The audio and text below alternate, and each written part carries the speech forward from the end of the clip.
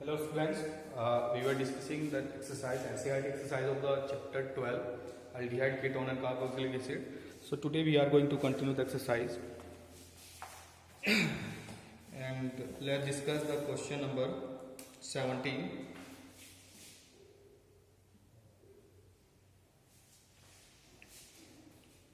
चलिए, it is given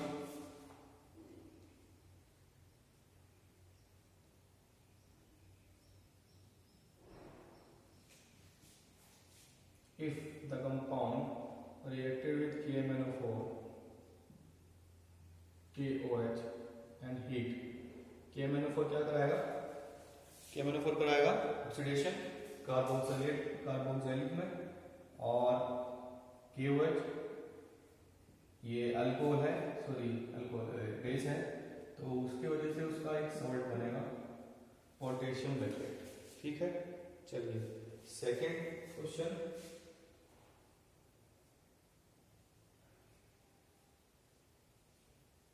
COOH 1,2 dicarboxylic acid 1,2 benzene 1,2 dicarboxylic acid. If it reacts with SOCl2 thionyl chloride and heat, SOCl2 generally react with OH compound. ठीक है, OH compound के साथ react करता है और introduce कराता है हेलोजन, जैसे कि हमने किया था प्रिपरेशन ऑफ अल्काइल हैलाइड.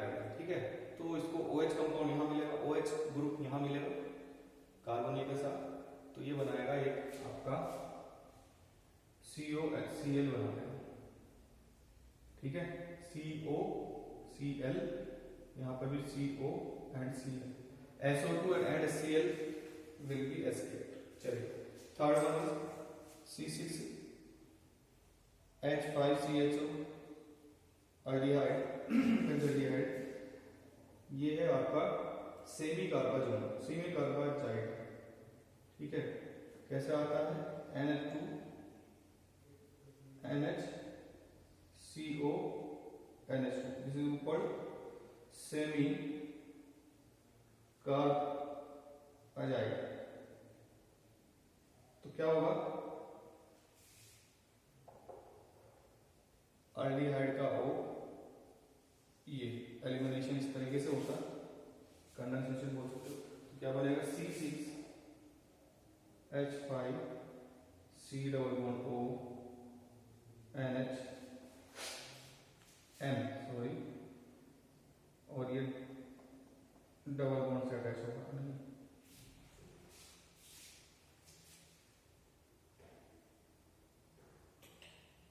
गड़बड़ हो गया.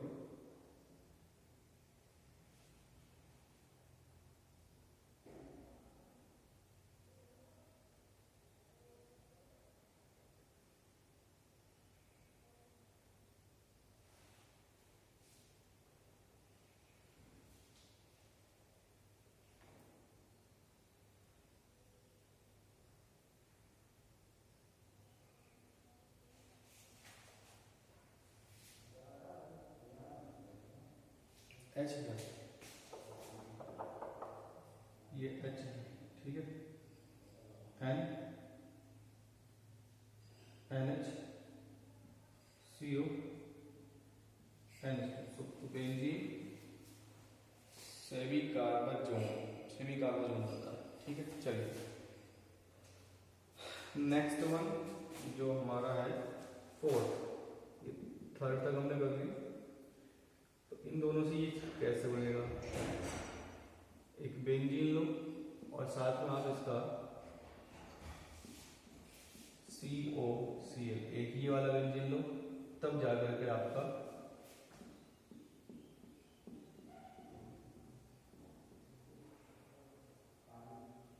बेंजोफिनोन बनेगा. This is called benzophenone. ठीक है, चलिए नेक्स्ट वन इज फिफ्थ, और ये कंपाउंड दिया आपको अल्डिहाइड विद कीटोन, और ये जो आपको यहां पर एक रिएजेंट दिया है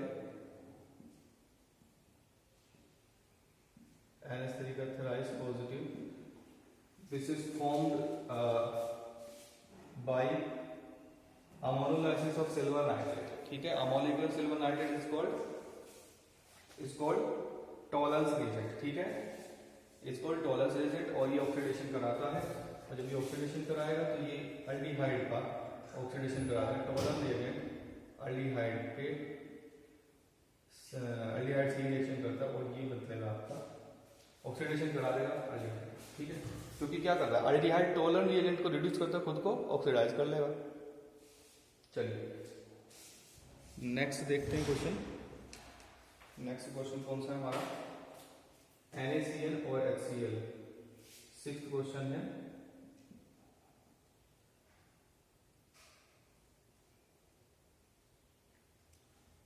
C डबल बॉन्ड OH और यहाँ पर है आपका aldehyde, sorry acid NaCl। NaCl क्या प्रोवाइड करेगा, न्यूक्लियोफाइल, सिंपल सी बात है, न्यूक्लियोफाइल CnOH, नया CN लगेगा और एक जगह O Na लग जाएगा और एसिड की वजह से H लग जाएगा। एडिशन एट न्यूक्लियोफाइल CN लगेगा एक आकर के, जो O था उसके साथ H कहाँ से आया, एसिड से आया, बाकी H जो है एज इट इज है ही और COOH है, ये हो गया, ठीक है। चलिए ये H नहीं है, N है, ठीक है। 6 क्वेश्चन हम कर चुके, बाकी रहे हमारे 5। You can take the screenshot of this, after this check करते हैं इनको। चलिए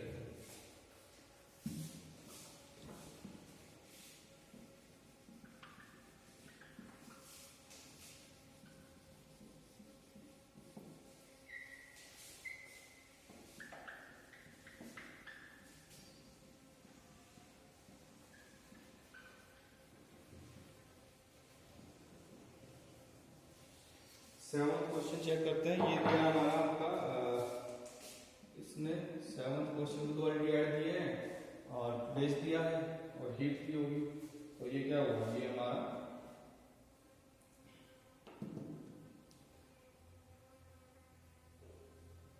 अल्कोहल कंडेंसेशन होगा।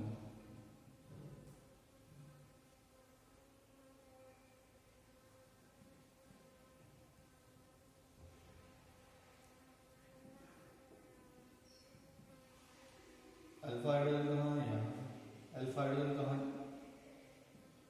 ये पोलर नेगेटिव पॉजिटिव, ये कहाँ अटैक करेगा, इसके ऊपर, किसके, अल्फा हाइड्रोजन के ऊपर। अगर इस कार्बन से अल्फा हाइड्रोजन को लगा दो, ठीक है, ये तो बस प्रोडक्ट बनाओ, ये C6H5 एज इट इज, इससे नेक्स्ट CH इसके पास है, OH ये बना, और OH बनने के बाद ये इस कार्बन से अटैच होगा यहाँ, तो नेक्स्ट कार्बन क्या आएगा, CH, CH3 इसके ऊपर लगेगा और नेक्स्ट रहेगा CHO, ठीक है। अब यहां से जो हाइड्रोजन आपको निकालना है, कंजुगेटेड कीटोन बनाना है, तो इस साइड हो जाएगा। नेक्स्ट हीट जब करोगे हल्का सा, तो C6H5 CH double bond CH C केवल CH3 और CH, ये हो जाएगा, ठीक है। इसका नाम हो जाएगा, क्या नाम हो जाएगा इसका, यहाँ तक नंबरिंग करनी पड़ेगी क्योंकि ये तो फिनाइल हो चुका है, तो 1 2 3 E और M पहले आता है, फिर 2 मिथाइल, 3 फिनाइल, प्रो, 2 इन अल, 1 लिखो ना, लिखो इनल फॉर्म पर इन अल, ठीक है। चलिए नेक्स्ट है साइक्लोहेक्साइल अल्कोहल के साथ रिएक्शन दिया है CrO3 का, तो बेटा CrO3 is an oxidising agent और इसको कार्बोहाइड्रेट या एल्डिहाइड में चेंज करेगा, CrO3, ठीक है, कार्बोहाइड्रेट बनाएगा अपने अल्कोहल से ऑक्सीडेशन कराना है केवल इसका ना,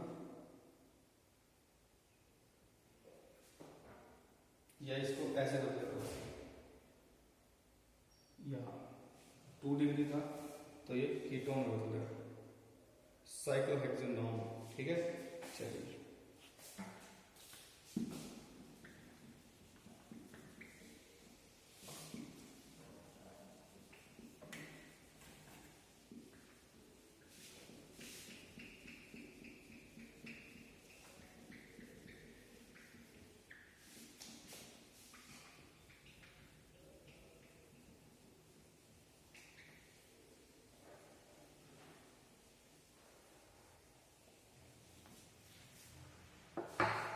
चलिए बेटा, next one is reducing agent and reducing agent for, sorry 8th question हमने छोड़ दिया, उसको जरा ओपन करके लिख लेते हैं।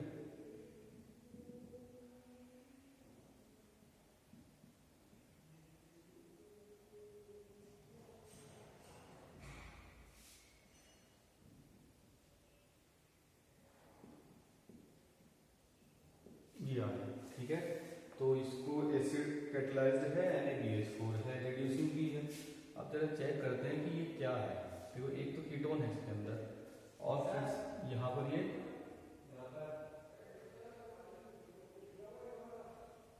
एस्टर भी है। ठीक है, तो RCOR ये रिड्यूसिंग एजेंट है।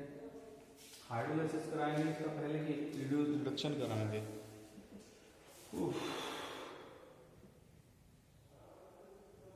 ये क्वेश्चन आप छोड़ दें, इसको मैं देख कर रिकॉर्ड करूंगा। ठीक है, तब तक आप नेक्स्ट क्वेश्चन बता दे रहा हूँ मैं 10th, देखना जरा ध्यान से।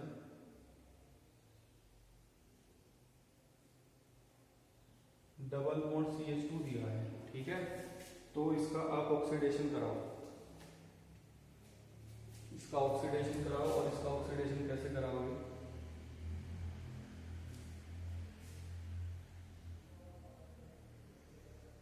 अगर KMnO4 से उसका ऑक्सीडेशन कराना है तो क्या बनेगा?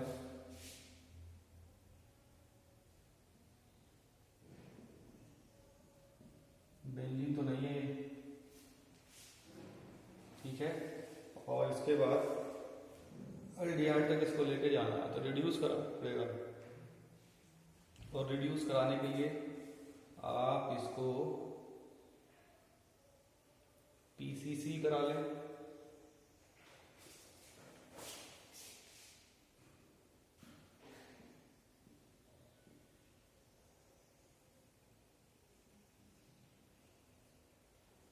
तो ये एल्डिहाइड बन जाएगा।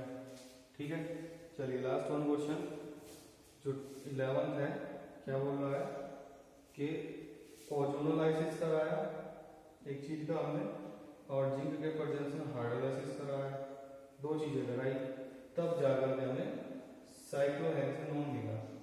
तो ठीक है, साइक्लोहेक्सेनोन के 2 मॉलिक्यूल आपको मिल रहे हैं, तो जहां से आपका अटैच है कार्बोनिल का ऑक्सीजन, वहां से इसको जोड़ दिया जाए। अब यहाँ इस कार्बन का 1 2 3 2 बॉन्ड है ना, तो इसको डबल बॉन्ड से जोड़ दिया जाए। बस सिंपल, यही ट्रिक होती है शॉर्ट फॉर्म, शॉर्ट मेथड। ठीक है, चलिए नेक्स्ट क्वेश्चन हम स्टार्ट कर रहे हैं। Question number 18, you can take the screenshot of this. चलिए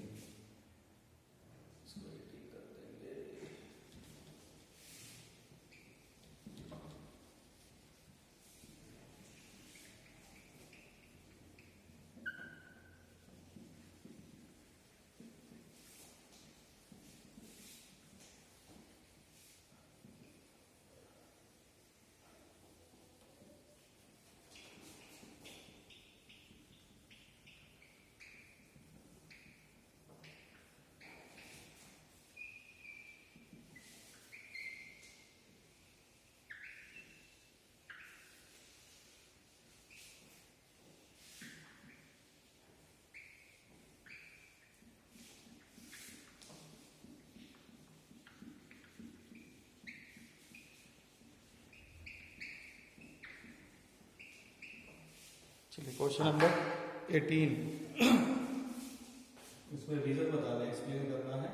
फर्स्ट ये कह रहा है कि साइक्लोहेक्सेनोन फॉर्म साइनोहाइड्रिन। अगर मैं लूँ साइक्लोहेक्सेनोन, ये साइक्लोहेक्सेनोन है, साइनोहाइड्रिन कैसे बनाएगी? HCN से रिएक्शन कराओ तो क्या करेगा? न्यूक्लियोफिलिक एडिशन, और न्यूक्लियोफिलिक एडिशन में क्या बनाएगा? साइनोहाइड्रिन। चलो बन गया। बट 2,2,6 प्राइम मिथाइल साइक्लोहेक्सेनोन, जरा ध्यान दें, 2 है, 2,2,6, तो यहां भी 2 CH3 है, 1 2 3 4 5 6, ये CH3 यहाँ है। तो ये कह रहा है कि ये नहीं करेगा। भैया एक बात बताओ जरा मुझे आप, जब ये पोलर बनेगा, ठीक है, तो यहाँ क्या होगा? पॉजिटिव ऑक्सीजन के पास नेगेटिव, ठीक है। अब इसको सेटिस्फाई करने के लिए पॉजिटिव को इंडक्टिव इफेक्ट यहाँ से आ रहा है, इंडक्टिव इफेक्ट यहाँ से आ रहा है, इंडक्टिव इफेक्ट यहाँ से आ रहा है, तो क्या बात है? ये तो सेटिस्फाई हो गया, इसको जरूरत ही नहीं है CN की, ठीक है। तो यहाँ पर जो अटैक ऑफ, इसको बोल सकते हैं अगर आप कराना चाहो, attack of nucleophile not favored. Why? Because of the presence of plus I groups at the adjacent carbons of carbocation. Carbocation के बराबर वाले कार्बन के पास प्लस आई इफेक्ट वाले ग्रुप्स हैं जो क्या करेंगे? न्यूक्लियोफाइल को सेटिस्फाई कर देंगे, ठीक है। तो न्यूक्लियोफाइल अटैक क्यों करेगा? चलिए second, there are 2 S2 group in semi carbazide. देखो बेटा, सेमी कार्बोलाइड का एक तो होता है H2N जिसका हाइड्रोजन हम यूज करते हैं, फिर एक NH और फिर CO और फिर NH2। ये कह रहा है कि 2 NH2 ग्रुप है, एक ये वाला इसके पास, एक ये वाला, ठीक है। However, only one is involved in the formation of semi carbones। हाँ वो बात ठीक है, अगर इन दोनों के इस साइड वाले की बात की जाए, ये तो क्या ठीक है, इस ये और ये इन दोनों में कौन यूजफुल होगा? भैया ये दोनों ना, देखो अगर रेजोनेंस होता है तो ये दोनों रेजोनेंस में टेक पार्ट करेंगे, और रेजोनेंस में टेक पार्ट करेंगे तो they are less available for the reaction, ठीक है। ये दोनों, ये जिनको मैं अंडरलाइन कर रहा हूं, ये क्या है? लेस अवेलेबल, किसके लिए?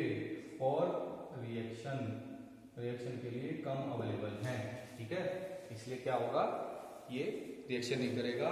ये वाला NH नाइट्रोजन अपना हाइड्रोजन इजीली दे सकता है, क्योंकि इसका जो लोन पेयर है वो कहीं भी नहीं जाएगा, वो कहीं भी जाने के लिए तैयार नहीं है। चलिए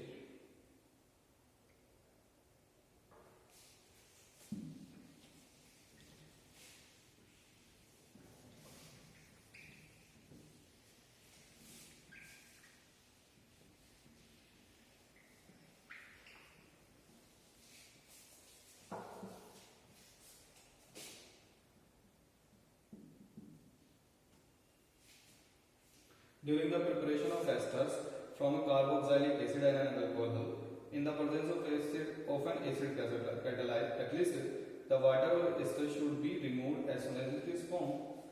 चलिए मैं एक रिएक्शन लिखता हूँ सिंपल सी, और उसके बारे में आपको और ज्यादा डिटेल में देखेंगे। चलिए, फॉर्मेशन ऑफ एस्टर है ना बेटा, तो C2H5OH और CH3COH एसिटिक एसिड, और ये क्या बना रहे हैं? एस्टर बनाएंगे, CH3COO C2H5 क्या बनाएगा? इथाइल एसीटेट बनेगा in presence of N acid. चलो बात खत्म, अब बात करते हैं दोबारा। देखो यहाँ पर अगर presence, if H2O is present, अगर H2O प्रेजेंट रहा, देन मैं लिख लूँ इसको RB मतलब रेट ऑफ बैकवर्ड रिएक्शन क्या हो जाएगा? इंक्रीज हो जाएगा। क्यों? क्योंकि यहाँ से ये बेटा तुरंत हाइड्रोलाइज हो जाएगा, ठीक है, हाइड्रोलाइसिस अकर्स।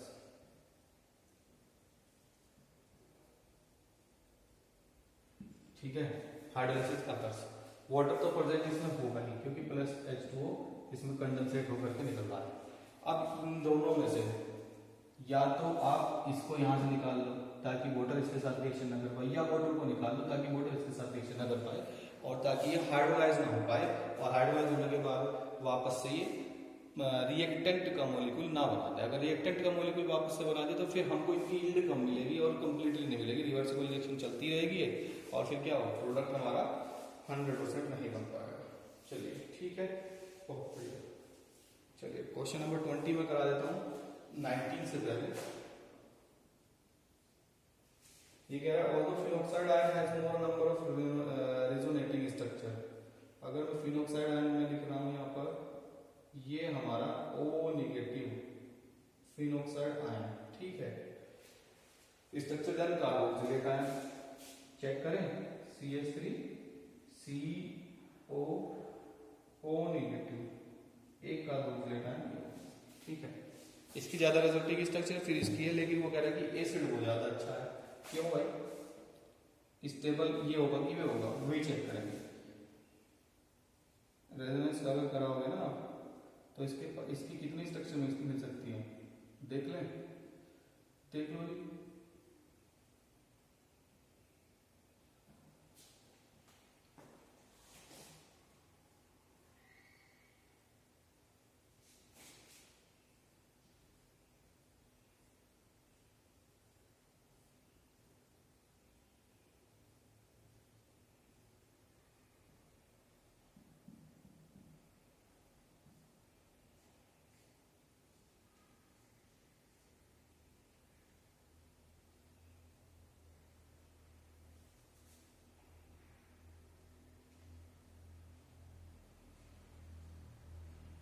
चार रेजोनेटिंग स्ट्रक्चर हमको मिली, कितनी, first, second, third and fourth.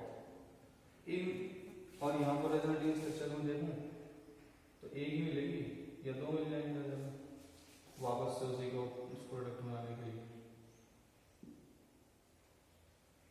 इस बार ये जंप कर जाएगा, ये आ जाएगा,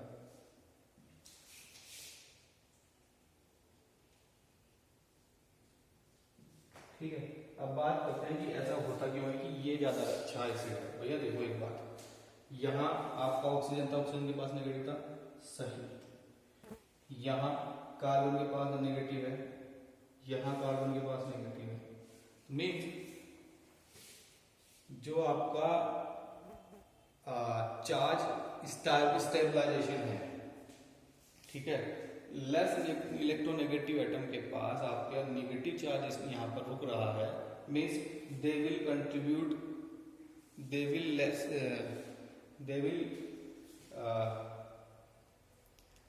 कंट्रीब्यूट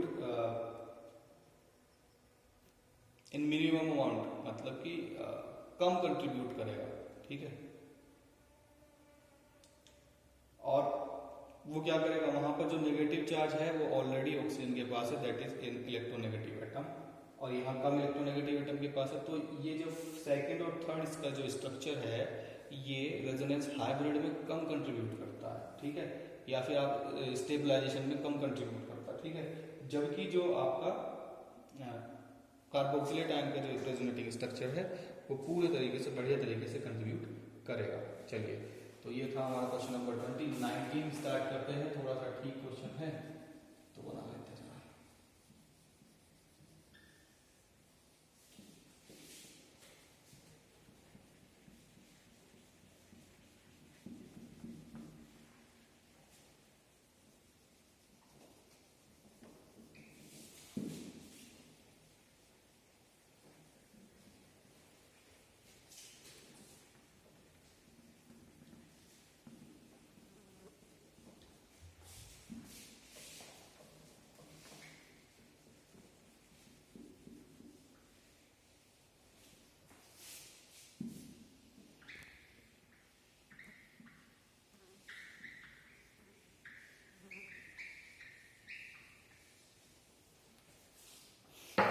चलिए क्वेश्चन नंबर 19, उसने कहा कि एक एनऑर्गेनिक compound contain 69 0.77% of carbon, 11.63% of hydrogen and the rest of oxygen. इन दोनों को ऐड कर लो, 0, 4 और या 0, 8, 80.4 और इसको 100 से माइनस कर दो,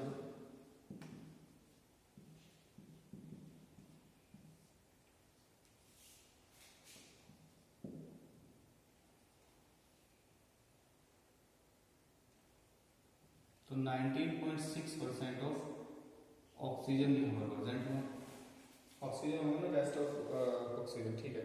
the molecular mass of compound is 86, चलो भाई 86 है तो अब जरा इसको carbon 69.77 divide by 12, hydrogen 11.63 divide by 1 and oxygen 19.60 divide by 16, ठीक है। अब जरा इसको रेशनलाइज कर लें, कितना आ रहा है,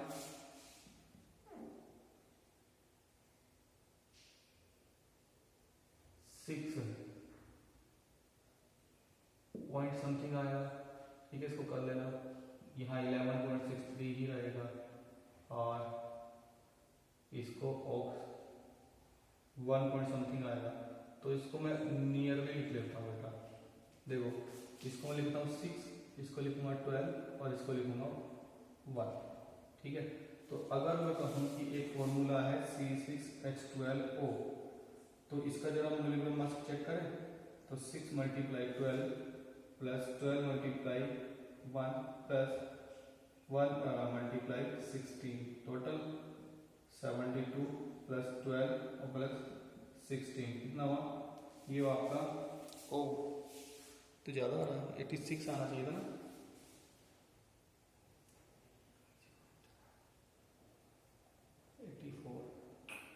गड़बड़ हो गया।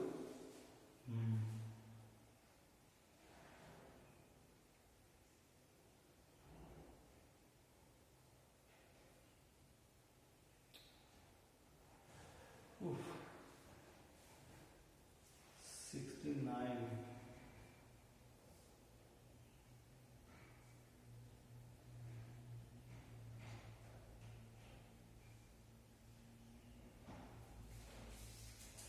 5 पॉइंट समथिंग आ रहा है और इसका 5 है। अब जरा करना, जरा एक सेकंड के लिए, 60, 72 और 16 हमारा 80, 72 और 88 होता है, 86, कुछ गड़बड़ है।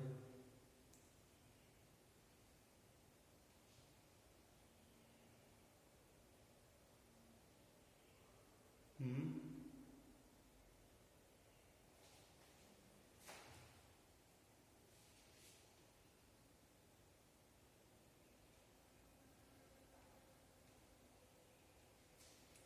88 हो रहा है अभी भी, तो molecular mass of compound is 86। अगर 86 है ना तो उसका फॉर्मूला क्या बन सकता है, C5, इसको 5 करोड़ का लिखते हैं, 60, 72, 82 और 6, 88। अगर यहाँ 10 आए तो ये शायद हो जाएगा, हाँ 86, तो ये 10 आएगा कैसे,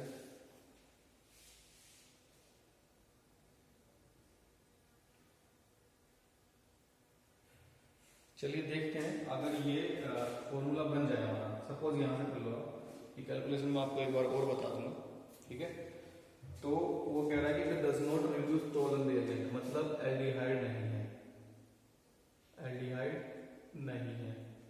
फिर कह रहा है कि एडिशन कंपाउंड करता है sodium hydrogen sulphide and positive iodoform test, iodoform देता है, तो इसका मतलब ये मिथाइल कीटोन हो सकता है, ठीक है। On vigorous oxidation it give ethanoic and propanoic acid. तो ये इथेनोइक और प्रोपेनोइक एसिड देता है। Right this possible structure of the compound. अब यहाँ से पता लग जाएगा हमें इथेनोइक एंड प्रोपेनोइक एसिड। देखो इथेनोइक CH3 COOH और प्रोपेनोइक C2H5 COH। अगर ये वाइगोरस ऑक्सीडेशन देता है, ठीक है, जरा ध्यान देखना है, ध्यान देना। मिथाइल कीटोन बनाओ, बन गया, 2 कार्बन आ गए, बाकी 3 कार्बन यहां लेके आओ।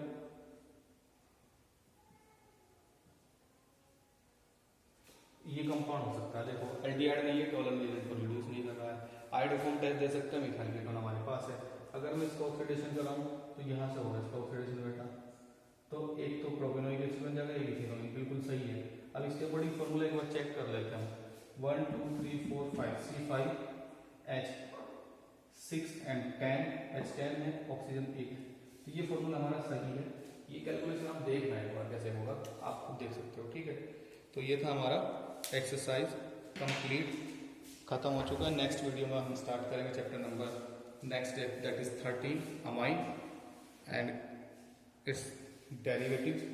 So that's all for now, and thanks for watching the video.